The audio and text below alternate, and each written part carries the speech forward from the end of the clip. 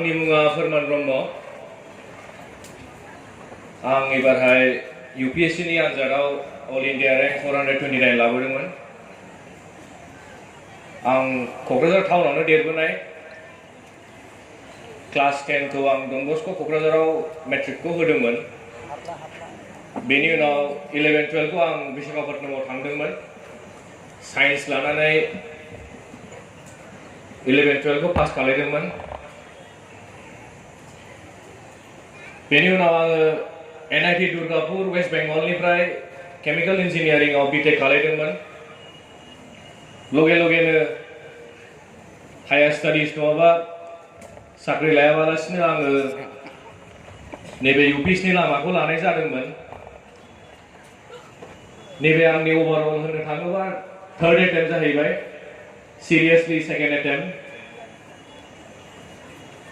ओमफ्राय आं नैबे फर्स्ट टाइम मेन्स पास जादोंमोन प्रिलिम्सखौ फर्स्ट टाइम इन्टारभिउखौ आं फर्स्ट टाइम होदोंमोन आंनि फर्स्ट टाइम बे मेरिट लिस्टआव फैनाय आरो बयनिबो अनगा आङो गावनि लुबैनाय सार्भिसखौनो मोनथावथावानो जाहैबाय आं दा दिनै बे समाव आंनि बे जर्नीनि बे लामानि मा सोलोंबोखो आं नङाबा मा आइडियास मोनबोखो बेफोरखौ एसे शेयार खालामनो सानदों मानसिफ्रा एसे ओंखामफ्रा उखैबायबो जानो हागौ आं नंखायनो टु दा पइन्ट बांसिन बुंसै बांद्राय गोलाव फोलावनो सानला बे जर्नीखौ जेला लाजेनदोंमोन होमबा जोबोद खोथा फैदोंमोन माइन्डआव कि लानो ना लाया होननानै बिकज बेहाय एसे रिस्क थायो आनसार्टेन थायो मोनगोनबो जानो हागौ मोनाबो जानो हागौ फेलियारा फैखायोबो आंनाबो फैदों खेबसे नङाबा खेबसे बबेबा स्टेजआव फैखायो स' बेफोर खोथाफोरखौनो लानानै आरो मानसिफोरनि खोथा बुंनायखौ लानानै कि बे आनजादा होननो थाङोबा दुनियानि सबसे गोरासिन होननानै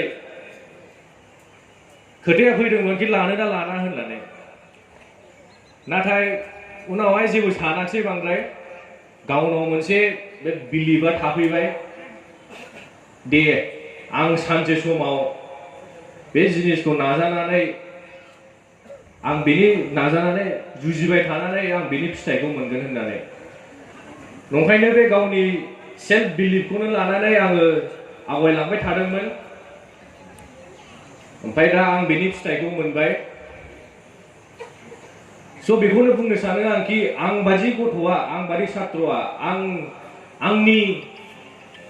उन्दै क्लास समाव नङाबा माबायाव देरबोनाय टाइमाव आं एफा बिदि आउटस्टेन्डिं स्टुडेन्ट नङामोन आं अके स्टुडेन्टमोन डिसेन्ट स्कर खालायोमोन नाथाय बिदि आउटस्टेन्डिं स्टुडेन्ट नङामोन स' आं बादि मानसिया बे फरिखानि लामा लानानै साक्सेस जानो हायोबा जोबोद बुरजा गथ' दं मेरला गथ' दङ जाय आंनिफ्रायबो बुरजा पार्सेन्टेज लाबोदों आरो बिसोरबो बे लामाखौ लायोबा आंथ' नुहुरो फिउचाराव कि साक्सेसआ गेरेन्टि फैखागोन होननानै आरो बेनि जिनिस बे खोथाखौ आं मानो बुंदों होनबा नैबे लेखा बिलाइया नोंसिनाव दं जानो हागौ बे लेखा बिलाइनि खिथुनाव नाम्बार्सफोर लिरनाय दं जाय फार्स्ट डिभिजन पास जादों 2006 निफ्राय स्टार्ट जादोंमोन 2006 आव डाबल डिजिटमोन 66 जन 4 बोसोर 2010 आव बे 3 डिजिट जाबाय 141 दा 2016 आव 2 डिजिटआ 4 डिजिट जादों 1174 जादोंमोन 2016 आव होमबा बे 10 बोसोरनि गेजेरावनो बिसिबां बुरजा 2 डिजिटनिफ्राय 4 डिजिटसिम जोंना बर' मिडियामनिफ्राय बिदि फार्स्ट डिभिजन लानानै सिखारबोनो हायोबा बे UPSC नि फरिखायावबो आं सानसे सिमां नुयो कि 5 बोसोर 10 बोसोरनि उनाव जों दा सिंगल डिजिटआव मोनदोंबा डाबल डिजिटआव जानांगौ होननानै जों दा एबार नैबेनि बोसोराव सानै मोनदोंबा जोङो 5 बोसोर 10 बोसोरनि उनाव 10 जनबो जानो हागौ 12 जनबो जानो हागौ 15 जनबो जानो हागौ ओमफ्राय जों बे जिनिसखौ लाथारनांगोनबो जोंनाबो कमिउनिटिया बर' हारिया मोनसे लेभेलसिम सहैनांगौ कि जोङो डाबल डिजिटआव जोङो एडमिनिस्ट्रेटर नङाबा नैबे लाइनाव मानसिफोर दिहुननो हानांगौ बे लाइनल' नङा यूपीएससील' नङा एडमिनिस्ट्रेटिभल' नङा डाक्टार इन्जिनियार गिदिर गिदिर MBA ग्रेजुएट्सआबो जोंनि बर' हारिनिफ्राय लासै लासैनो डाबल डिजिटनिफ्राय ट्रिपल डिजिट जालांनांगौ होननानै आरो आंनि खाथियावनो मेसेज दङ बे नैबेहाय लिरनाय दं फै जों गोग्गो सोलोंथाइ लाना मोजां नगरारि जानो नाजानि होननानै होमबा जों दा बे मेसेजफोरखौ लानानैनो जों दा बर' हारिया बेजोंनो दावखोलांनानै देरहासार जानांगौ आरो बेबो खोथा नङा कि जोंनि बर' हारिया दावखोलाङाखै देरहासार जायाखै होननानै जोंना दावगालांगासिनो दङ आरो देरहासारबो जागासिनो दङ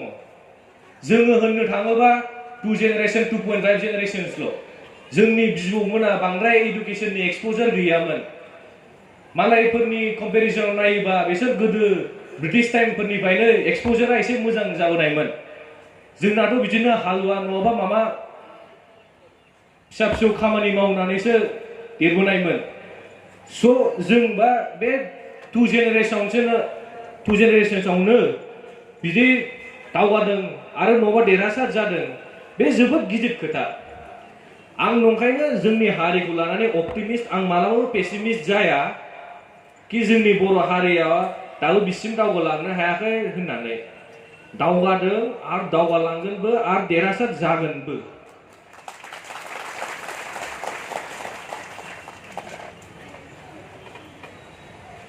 बेनो आंनाबो बेनो आसा थायो दा जोङो आंनि नैबे यूपीएससीनि खेथ्रआव होनसै आङो जों एबारहाय सानै मोनदोंबा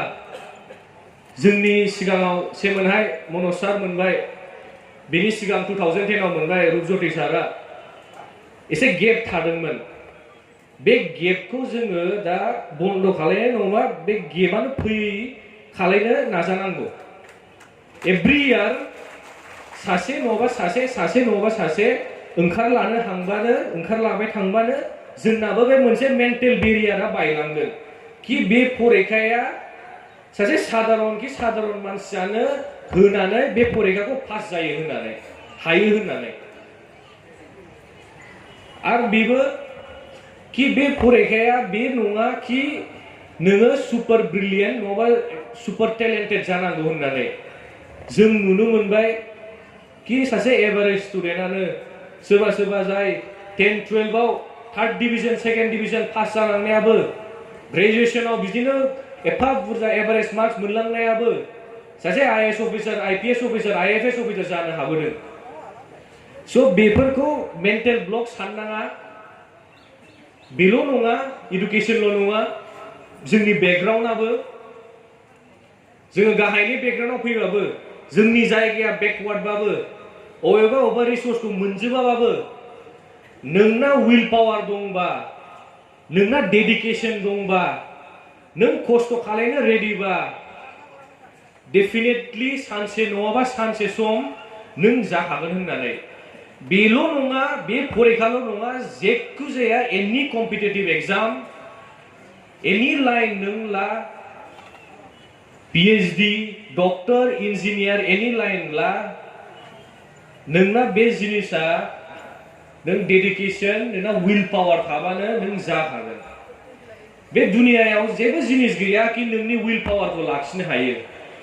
विल पावारल' नांगौ आरो नैबे सिगाङाव लिरनाय दंबावो winners don't do different things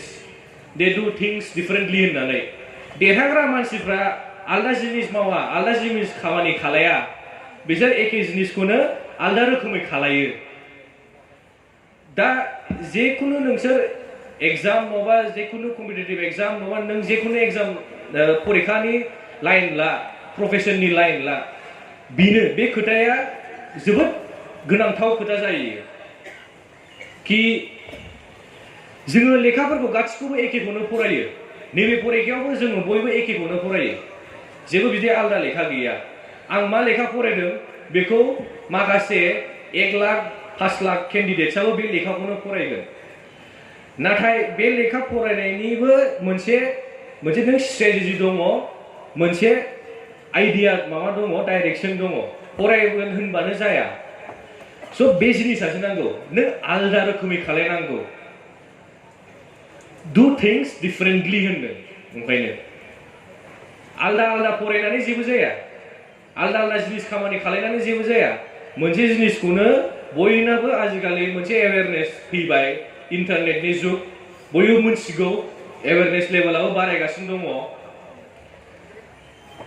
स' जों जिनिसखौल' एसे आलदा रोखोमै खालायनांगौ आं बे स्टेजाव होनायफोरनि मेसेजखौनो दिनै लानानै आं बुंनो सानदों बे मेसेजफ्रानो अबेबा जोबोद गोनांथि बाथ्रा जोंनि बर'फोराव जोबोद टेलेन्ट दङ बिराद टेलेन्टेड मानसि दङ लेखायावल' नङा गान खननाय दामनाय खेला गेलेनाय जोबोद टेलेन्टेड मानसि ओंखारगासिनो दङ बे टेलेन्टखौ लेखा फरायनायावनो होन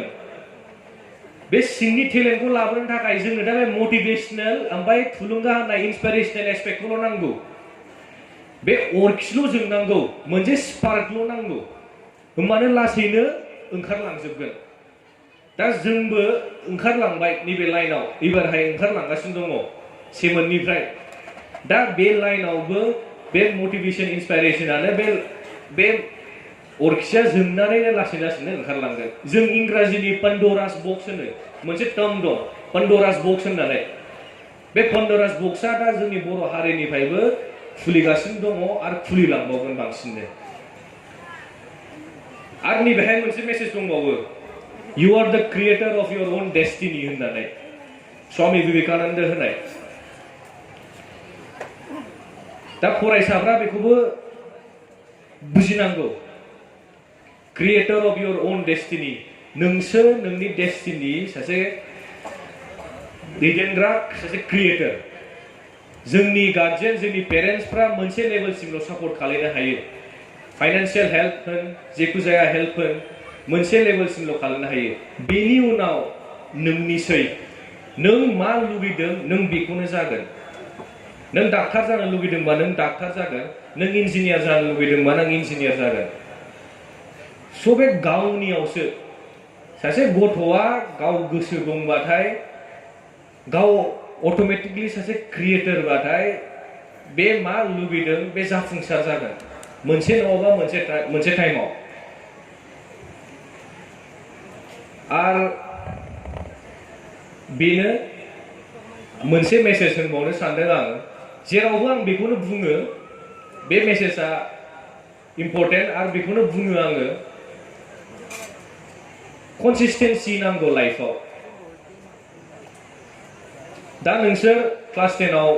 मोजां पार्सेन्टेज लाबोनानै मोजां साक्सेस मोनबाय दा बेजोंल' जानाय नङा लासै लासैनो नोंसोर 12 आव नोंसोर 10 आव मा मोनदों बेखौबो इमप्रुभ खालामलांनो नाजानांगौ नोंसोर लुबैनायखौ मोनजोबाखै जानो हागौ we win some we lose some नाथाय बेनो नोंसोर दा नेक्स्ट स्टेपआव नोंसोर मा लुबैदोंमोन बेखौ आफसोस जानानै लाब गैला आंबो अबेबा जिनिसाव बांसिन लुबैदोंमोन जानो हागौ नाथाय बेखौ आफसोस सानहरनानै आफसोस जानानै आं जेबो लाब जाया ओंखायनो नोंसोरबो दा फैगौ 12 एग्जाम नङाबा 12 नि उनाव मा फैगोन नों मा ग्रेजुएसन साबजेक्ट लागोन बेहाय नोंसोर नोंसिनि एक्सिलेन्सखौ लाबाय थानांगौ बे कनसिस्टेन्सियासो नोंसिनाव मोनसे डिसिप्लिन मोनसे सिनसियारिटी जिनिस होननायखौ नोंसोर सिङाव सोनानै दोनो ओमफ्राय बे कनसिस्टेन्सिजों नोंसिना मोनसे बेखौनो बुङो गिल्ट फैयो सिङाव मोनसे इनार डिसोनेन्स मोनसे गिल्ट फैयो बे गिल्टआ जेला फैयो होमबा नोंसोर साननानै लादो कि नोंसोर लामाया राइट लाबाय होननानै बे गिल्ट फैनायानो खस्थ' नाथाय खेबसे जै नोंनि सिङाव मोनसे गिल्ट फैबाय नों एकदम राइट लामायाव दङ नोङो मोनसे राइट लामायाव दङ नोंसोर मा जानो लुगैदों सानसे समाव जाफुंसारगोन होननानै बे कनसिस्टेन्सियानो मोनसे कैस्केडिं इफेक्ट होनो जेरै नोङो कार्डफोरखौ ओरै मोनसे गाहाय खालायबानो लासै लासैनो गोलैजोबा बिदि बेबादिनो कनसिस्टेन्सिजोंनो नोङो माखासे जिनिसफ्रानो फैजोबगोन नोंनि लाइफआव डिसिप्लिन फैगोन नों सिनसियार जागोन नों खस्थ' खालामनो रोंगोन बे अट'मेटिकलि नोंनि फरायनायनि एनभायरनमेन्टआव फैखागोन होमबा नोंनि पेरेन्टसाबो नोंखौ जर होनांनाय नंला नोङो दायथ'गिरि जागोन सासे डिउटि गोनां मोनगोन आरो जोंना दा बर' हारिल' नङा अल इन्डिया अल अभार आसामानो इडुकेसनाल' मोनसे जिनिस दहाय सारमोना मेडाममोना इडुकेसननि इम्पर्टेन्सफोरखौ बुंलांजोबखाबाय आं बुंनांगौआनो जेबो खोथा गैखाला नाथाय थेवबाबो इडुकेसनाल' मोनसे जिनिस जाय जोंखौ गोजौ खालामनो हायो सास्टेनेबलि गोलाव रानाव जोंखौ गोजौ खालामलांनो हायो सासे लवार मिडल क्लासनि मानसिखौ आपार मिडल क्लास खालामनो हायो नोङो मा लुबैदों बेखौ खालामनो हायो नों इडुकेसनाल' इन्डिया अल अभार इन्डियाल' ओमफ्राय बे इडुकेसना नोंजों थैजासिम थागोन जोंबो बे नङा कि जोङो दा सार्भिसाव हाबबाय जोंना इडुकेसना जोब्बाय होननानै every stage is a learning stage स' जोंबो आरो गोदान बुस्थुखौ जोंबो सोलोंनो मोनगोन बेखौबो फरायबाय थानांगोन जोंबो फरायबाय थायाबा जोंबो आपडेट थायाबा जोंबो मोनसे रिलेभेन्सिया जोंनाबो गोमालाङो स' नंखायनो education is a life long learning process होनो ओमफ्राय जा जोंनि बर' गथ'फ्रा बर' फरायसाफ्रा बे इडुकेसनखौ लाखिनानै दोनथारनांगौ बे इडुकेसनखौ मालाबाबो गारनाङा नोंनाव लाइफआव सानसे नङाबा सानसे सम नों मा फरायबोदों डाइरेक्टलि इनडाइरेक्टलि हेल्प खालायखागोन होननानै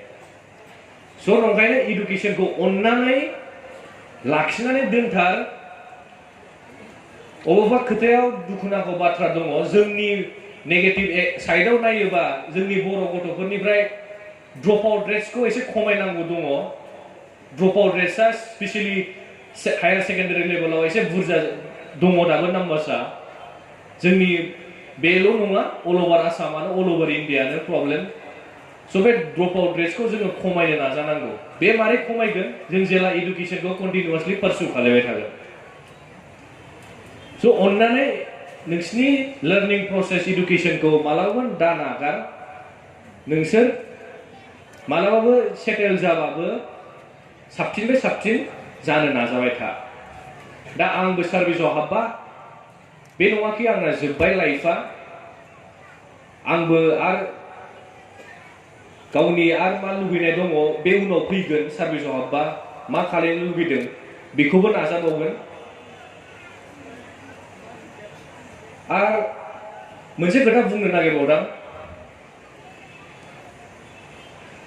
जोङो जेला मोनसे एम फिक्स खालायो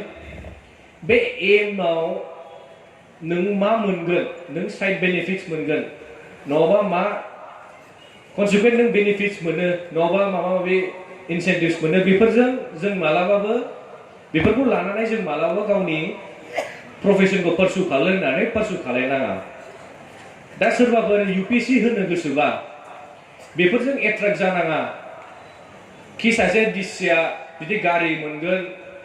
गिदिर बांल' मोनगोन पावार दं होननानै बिदिया सर्ट टार्मल' जायो नोंखौ सानसे साननै सप्तासे सप्तानैनि थाखाय मटिभेट खालायगोन थुलुंगा होगोन नाथाय बे लं टार्म सास्टेनेबल नङा नोंना मोनसे थाखागोन कि नों बे सार्भिसाव मानो हाबनो लुबैदों होननानै नों गावनि ससाइटिनि थाखाय मा कन्ट्रिबिउट खालायलांनो लुबैदों गावनि हारिनि थाखाय मा कन्ट्रिबिउट खालायलांनो लुबैदों गावनि देशनि थाखाय मा कन्ट्रिबिउट खालामनो लुबैदों नों माबायदि एनभायरनमेन्ट मावनो लुबैदों होननानै बेफोर मेटेरियलिस्टिक बुस्थुआ सर्ट टार्मल' सास्टेनेबल नङा बेफोरखौ लानानै गावनि एमखौ मालाबाबो नाजानाङा होमबासो जोङो लं रानाव मोनसे पेशेन्स लानानै गावनि मोनसे नाजानायखौ मोनगोन आङो बांद्राय बुंनो सानलिया मा बुंनांगौ बुंखाबाय बेखौनो आं जोबोद गोजोननाय मोनो कि जोंनि दा बर' मिडियामनिफ्राय बिदि स्टुडेन्ट ओंखारबोगासिनो दङ 94% लानाय 95% लानाय आंथ' एखमबा सानबा शक जालायलायो बर' मिडियामना बिदि मोनलायो होननानै जोबोद गिदिर बाथ्रा बे जोबोद गिदिर बाथ्रा आरो बर' मिडियामनिफ्रायबो ओरैबायदि स्टुडेन्टबो ओंखारलांगासिनो दङ जाय बर' मिडियाम फरायदों दा बिसोर इंलिशआव PhD खालायदों होमबा सानना नायदो बे भार्नाकुलार मिडियामा मालाबाबो डिसएडभान्टेज नङा बर' मिडियाम फराय एसामिस मिडियाम फराय बाङालि मिडियाम फराय हिन्दी मिडियाम फराय नोंनि मिडियामा मालाबाबो डिसएडभान्टेज नङा नों केरियारखौ पारसु खालामनोबा